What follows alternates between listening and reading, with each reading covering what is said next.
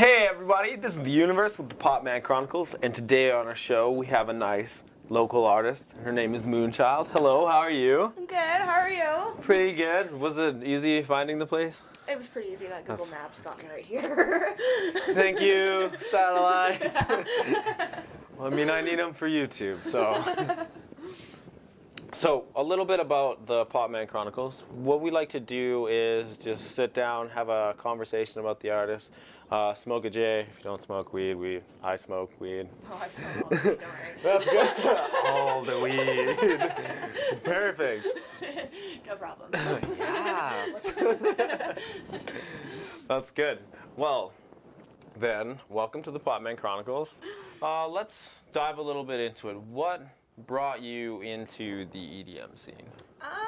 It started about 3 years ago. I actually broke up with my ex of like 7 years, and I moved in with my really good friend Kyle Pierce, and he was like, hey, you should come to these drum and bass shows, and I was like, hey, okay.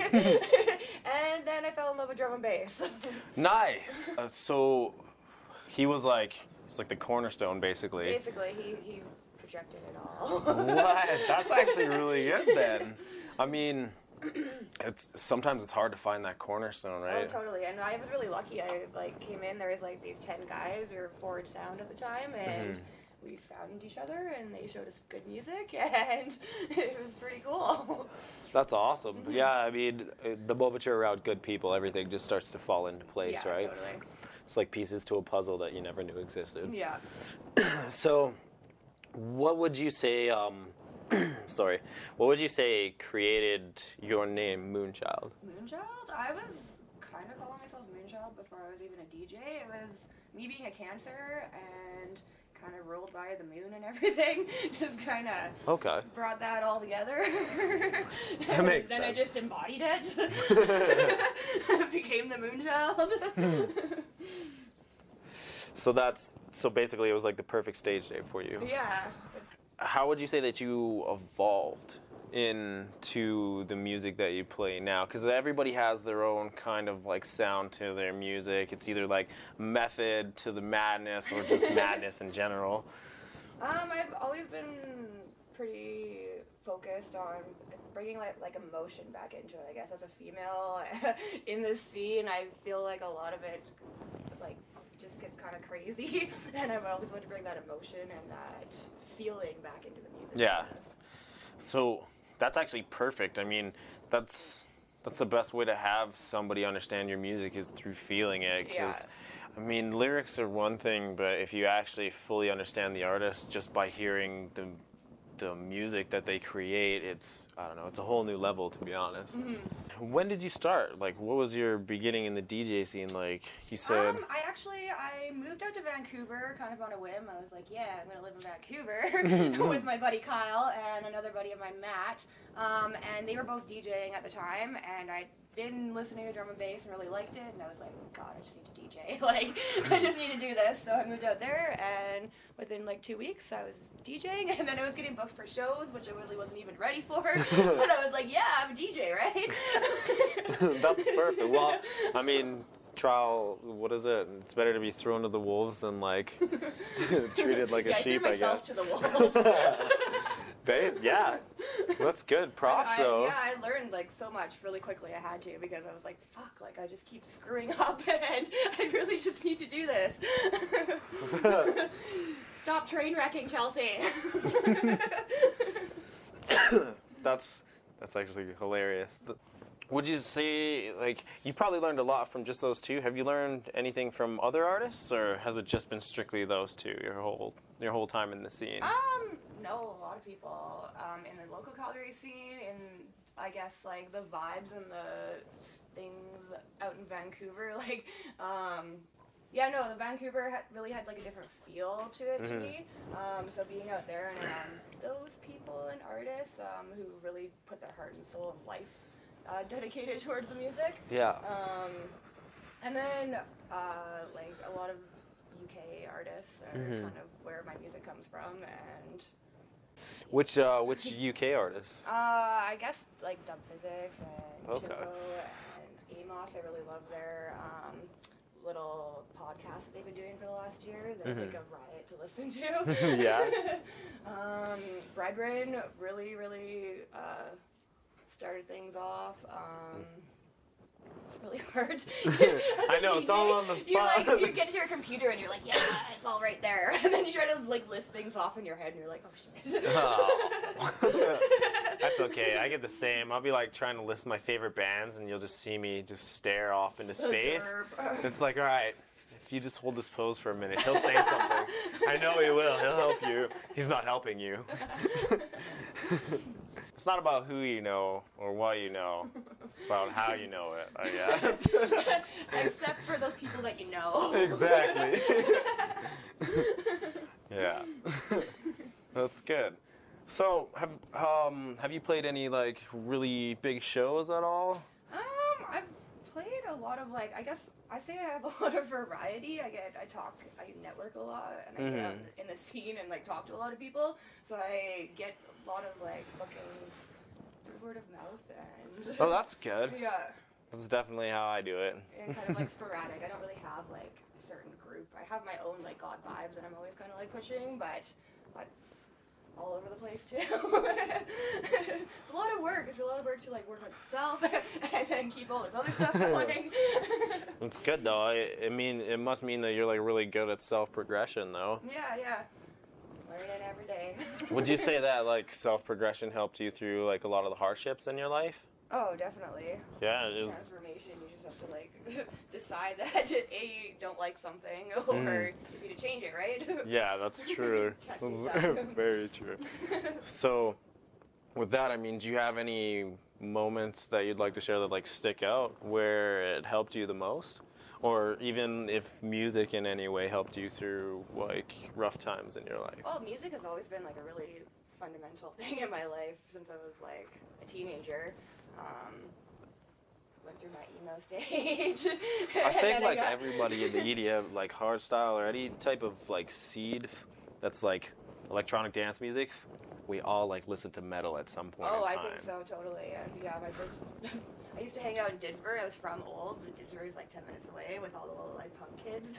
They're all into like metal music and like showed me like ska music, which I think really like drum and bass and reggae and all that. It all has definite roots in all of that. So you're saying like your roots, which is kind of cool, is like towards like ska and like more so reggae and everything. Yeah. That makes sense. I'm understanding more now. That's pretty cool. Yeah. So you started with, who would be like the first band you could remember that you started out with? Like just listening to. Well, actually, I used to like steal my dad's CDs, and my first CD I ever stole was like Offspring from him. American. Oh wow, okay. So like all over. Yeah, if I stole my dad's CDs, I'd be like, I don't understand this language. All right, they're talking about something in Spanish. Or you listen to country. My grandparents always listened to jazz on the radio, like talk radio. I was like, oh. But now I'm like, oh, I think he kind of gave me like a foundation in musicality. Like at the time, I was like, why do we have to listen to this? I mean, yeah, I guess like our parents were a pretty good base into our musical like awareness. Without them, we probably wouldn't be where we are today. I'd say. Totally. Remember when I first heard the Beatles when I was visiting my family out on the East Coast, and I was like, what is this? Oh, if you like the Beatles, you should check out the Rockin' Vickers. They're pretty good. Ooh, that sounds good. Definitely, if you're into like the old school music like that. So, in doing drum and bass, are you one of like more like the old school people that like to use the turntables with the records and everything? Well, I actually learned on records, which I'm so grateful for. Those guys at the beginning were just like, yeah, get on records and like all this. So. Oh, sweet. But now I use a controller. I have my DDJI sax, but it has like lots of cool stuff, and I was throwing my own show, so I needed something like a standalone mixer I could just bring around and be able to throw my own show with. So that's pretty cool. Yeah, I mean. But I still collect records, and I have quite a bit of little drum just like a huge, nice. So if ever you get the chance that you can just throw them on, you can, eh? Well, I also, like a year ago, there was these people had like a whole lawn full of records. So I also have like this old like classical stuff and like German lullabies and whoa. yeah, just like really. But they had like boxes full of records on this lawn. But people are gonna throw it out at the record store, so they were like, well, we can't just let them throw out all these records. So they were like, free records on the lawn. Yeah, save the records. Saw it on Facebook. I was like, God, go. Oh man, I know someone that probably would have stole all the records, all of them. I'd have them sitting in my closet. I was walking, so like, only was a bunch of like a carry. But I like charted around like 20 records that day. I'm pretty sure she'd be like, fill the truck. There's duplicates. It doesn't matter. Fill the truck. Just taking boxes. I could definitely see that. So that's actually really cool that you learned with records and turntables. Yeah. Is it easier with what you have now? Would you say, or? I wouldn't say easier. It's just different stuff you can do with it. But like the foundation is you have to learn how to beat match 2 different records and be able to do that before you can look at wavelengths on a computer. I really feel like people get like lost in like, even I get lost watching that sometimes. I'm like, wait, I know how to listen to music. I don't need to watch the like red going by. Wait, close my eyes. Like, right, okay. I need to take a moment. Yeah. Silence. Wait, these are just really good songs. Let's listen to that for a second. All right, and breathe. Yeah, constantly. That's awesome. So, for like, what else would you listen to in the EDM community? Is it just drum and bass, or are you tied into a lot of other? No, a lot. I've always just been like on SoundCloud, like nerding out for like hours and finding new stuff. So like grime, dubstep. Oh, nice. House music. I've always tried to find a little bit more. Do you ever try to incorporate other like artists into your music? Say like you meet someone that you enjoy their vocals. Do you ever like try to throw them on a track, or are you all about keeping the vocals? No, I'm at the point where I'm trying to get into production too. So nice. I've been like talking to all these people for the last 3 years, kind of as I get into the music scene, and now I feel like I have like a catalyst to like do something with it. I really like playing like with little guys who make really cool songs, and I always like try to find local people or like smaller people and put that all together and figure out how to make it all into like a story. That's actually really cool. I've never heard it said that way. I mean, that's how I used to write my heavy metal songs. It'd be like a story, where I would write like a short story, and then I would determine, I'd be like, do I want to keep this? I think I have 2 stories in my phone now that were not supposed to be as big as they are now. Nice. Yeah, I love like a girl vocal and a guy vocal together, and they're like talking the music, and it's usually kind of plan it out like that. That's really cool, because like that would increase everybody's like awareness too and everything. Conscious.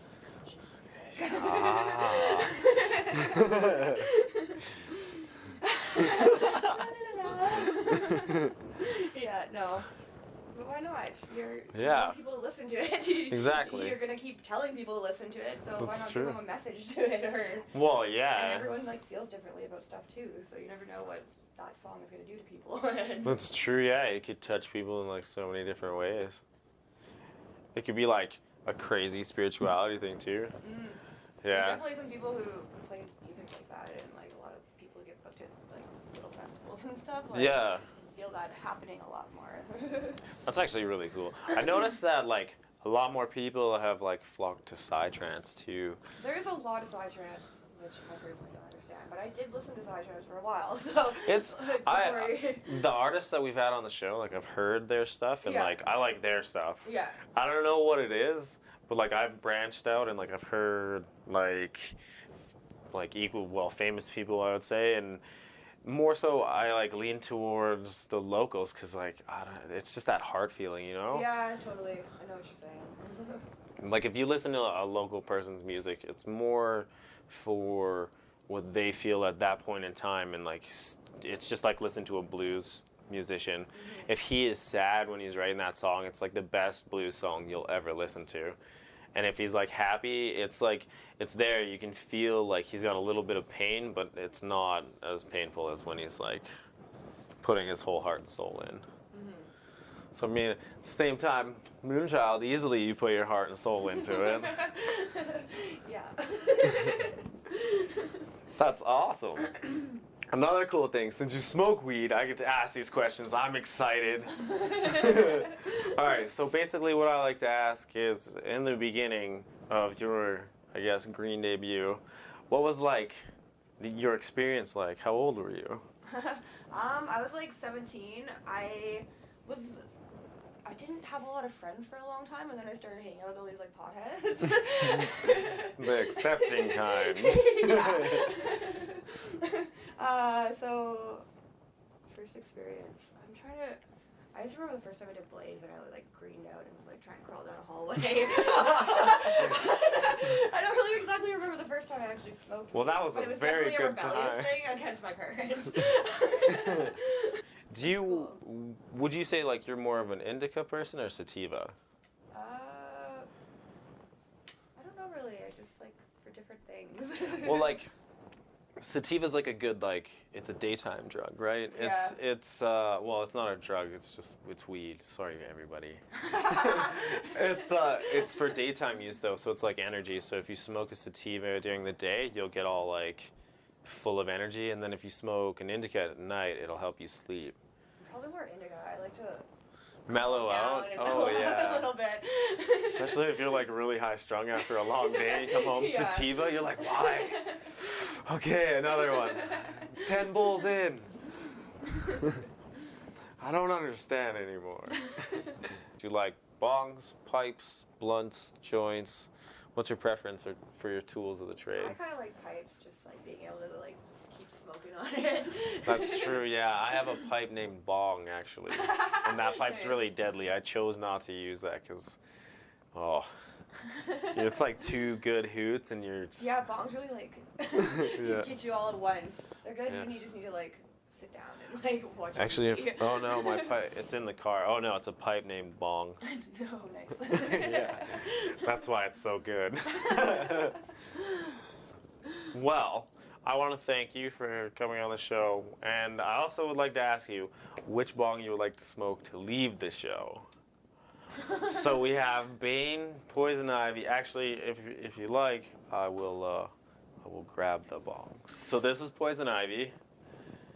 Holy shit. Jeez, I got her from Hemposphere. I want to move all these cups and stuff off the table.